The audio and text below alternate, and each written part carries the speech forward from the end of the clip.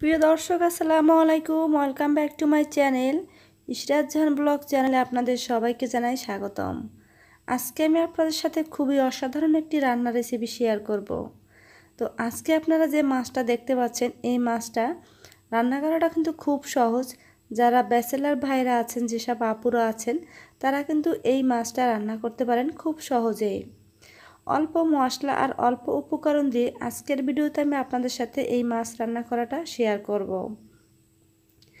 তো এই মাছটা কিন্তু খেতে খুবই মজা, আর এই মাছটা কিন্তু নদীর মাছ হয় এবং লিচেও এই মাছটা থাকে।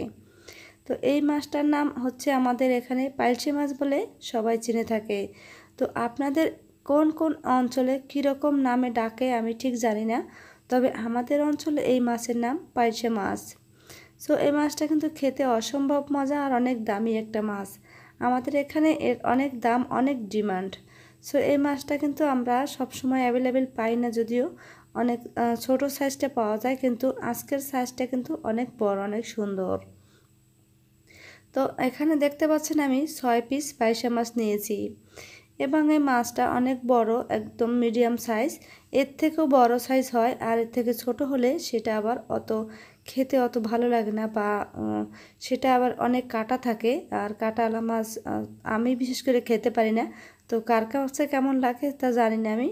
সো এই মাছটা অসম্ভব মজার একটা মাছ এবং অল্প উপকরণ দিয়ে এই মাছটা রান্না করা যায়। সো যারা সিঙ্গেল থাকেন তারা আজকের ভিডিওটি আশা করছি মনোযোগ সহকারে দেখবেন। তো এখানে আমি একটা প্যান বসিয়ে দিচ্ছি, তারপরে আমি এখানে তেল দিয়ে নিলাম। তো আমি ফ্রাই প্যানে তেলটা গরম করতে দিয়ে দিয়েছি অলরেডি। তো এখন আমি এখানে সব মশলা দিয়ে দেব। তো এখানে আমি দেখতে পাচ্ছেন এটা হচ্ছে পেঁয়াজ বাটা। আমি এই রান্নাটাতে কোনো কুচানো পেঁয়াজ আমি ব্যবহার করব না, যেহেতু আমার রান্নাটা মাছ, আর মাছের ভিতরে পেঁয়াজ বাটা দিলে মাছের ঝোলটা অনেকটা ঘন হয়, দেখতে অনেকটা সুন্দর হয় এবং খেতেও অনেক সুস্বাদু হয়। সো আমি এখানে 2 টেবিল চামচ পেঁয়াজ বাটা দিয়েছি। আপনারা চাইলে পেঁয়াজ বাটা বেশি কম আপনারা মন মতো করে দিয়ে দেবেন। সো আমি পেঁয়াজ বাটাটা একটু তেলে ভাজি করে নিচ্ছি। তো পেঁয়াজটা আমি প্রথমে একটু ভুনো করে নিলাম, আর এখানে আমি রসুন দিয়ে দিচ্ছি। এই রসুনটা আমার ফ্রিজে অনেক দিন সংরক্ষণ করা ছিল। আর এখানে দিয়ে দিচ্ছি আমি হাফ টেবিল চামচ হচ্ছে জিরা বাটা, আর 1 টেবিল চামচ রসুন বাটা দিয়ে দিচ্ছি। আর জিরা বাটা পরিমাণটা আরও একটু বেশি দিয়ে নিলাম আমি। তো আমি এখানে সব মশলা এক এক করে দিব, তবে আমি একটু পানি দিয়ে নিচ্ছি, কারণ হচ্ছে যাতে আমার মশলাটা পুড়ে না যায়, তাই আমি একটু পানি দিয়ে নিলাম।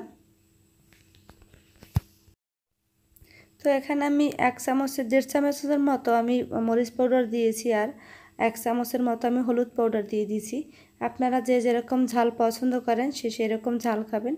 আর এখানে আমি দিয়ে দিচ্ছি পরিমাণ মতো লবণ।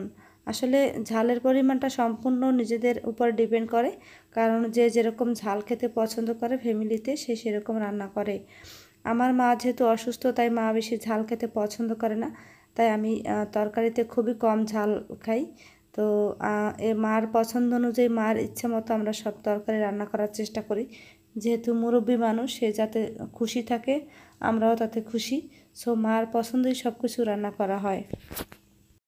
তো আমি 10 মিনিটের মতো মশলাটা কষিয়ে নিলাম, আর আপনারা দেখতে পাচ্ছেন মশলা কষানোর সাথে সাথে তেলটা উপরে চলে আসছে। আর তেল উপরে আসলে বুঝতে হবে যে মশলা কষানো হয়ে গেছে, তবে সেটা অনেকক্ষণ ধরে, একবার কষালে হবে না, আমি 2-3 বার একটু একটু পানি দিয়ে মশলাটা কষিয়ে নিচ্ছি। আর এই পার্শে মাছ কিন্তু আপনার তেলে ভাজি করে অনেকে খায়, আবার অনেকে এরকমও রান্না করে। আপনারা চাইলে এই মাছটা কিন্তু তেলে ভাজি করে তারপরে রান্না করতে পারেন। তো আমি মাছের গায়ে সম্পূর্ণ মশলা দিয়ে দিচ্ছি, যাতে দুই সাইডে মশলাটা ঢুকে, সেজন্য আমি একবার মাছ এদিকে দিয়ে তারপরে উল্টে দিচ্ছি। দেখতে পাচ্ছেন আমি কিভাবে উল্টে দিচ্ছি। আর এই মাছটা কিন্তু খুবই নরম, অতিরিক্ত নাড়াচাড়া করা যাবে না, তাহলে কিন্তু ভেঙে যাবে। সো এই মাছটা রান্না করতে হলে খুব আস্তে আস্তে বা অল্প জাল দিয়ে নাড়াচাড়া কম করে রান্না করতে হবে। তো দেখতে পাচ্ছেন আমি এখন পানি দিয়ে দেব। আর এই মাছটা আপনারা চাইলে এটা তেলে ভাজি করেও রান্না করতে পারবেন। আমার মা এভাবে খেতে পছন্দ করে, সো আমরা সেভাবে রান্না করে আপনাদের সাথে শেয়ার করছি। এইটা কিন্তু অল্প উপকরণে বা অল্প মশলা দিয়ে খুব ইজিভাবে খুব সহজে রান্না করা যায়। আমি প্রথমেই বলছি যেসব ভাইয়েরা আপুরা একা থাকেন, সিঙ্গেল থাকেন, তারা কিন্তু ইজিলিভাবে এই মাছটা রান্না করতে পারবেন। এই মাছটা কিন্তু কাটাও খুব সহজ, ওইভাবে যেভাবে আমি দেখতে পাচ্ছেন কাটছি আপনারাও সেভাবে কেটে নেবেন, তাহলে কিন্তু অনেক দ্রুত পরিষ্কার হয়ে যায়। আর এই মাছটা কিন্তু খেতে অসম্ভব মজার একটা মাছ। তো আমি ঢাকনা দিয়ে ঢেকে রেখেছিলাম। তো এখন আস্তে আস্তে ঝোলটা শুকিয়ে গেলে আমি মাছটা তুলে ফেলবো।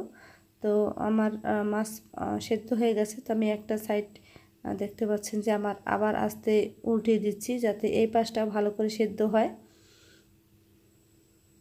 তো এই মাছটা আসলে নাড়াচাড়া করতে খুব কষ্ট হয় বা খুবই আস্তে আস্তে নাড়াচাড়া করতে হয়। দেখতেই পাচ্ছেন যে আমি এত সাবধানে করছিলাম, তাও আমার একটা মাছ ভেঙে গেছে মাথাটা। আর মাছের মাথাটা ভেঙে গেলে কিন্তু আসলে এইভাবে মাছটা দেখতে অতটা সুন্দর লাগে না। তো এই পার্শে মাছটা কিন্তু আপনারাও চিনেন, শহরেও এটা খুব অ্যাভেলেবেল পাওয়া যায়।